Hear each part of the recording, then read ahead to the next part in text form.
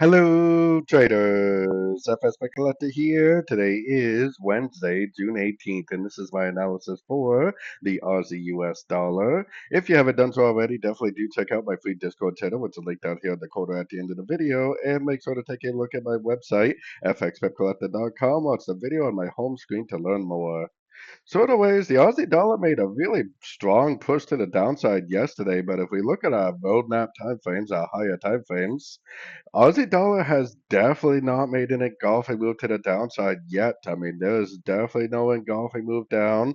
We do have a little bit of a Fibonacci bounce, but we don't have a break of structure. We don't have engulfing down.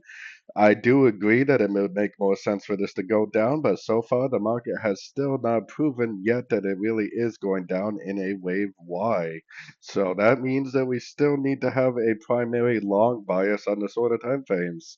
I mean, late last night in the Asian session, there was a pretty nice little continuation entry to go long right there. I personally would definitely still be looking for longs on these sort of time frames. I got my Fibonacci retracement on here because often Fibonacci is areas, these levels are areas of support or resistance. So, these are areas where the market is likely to make a bounce. But for me personally, I would definitely still be looking for three-way pullbacks to go long, at least until the higher roadmap time frame tells us otherwise.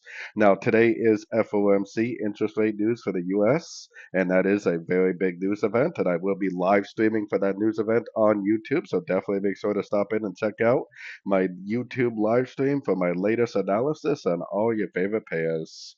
So anyways, don't forget to like and subscribe, and as always, thank you for watching and happy trading.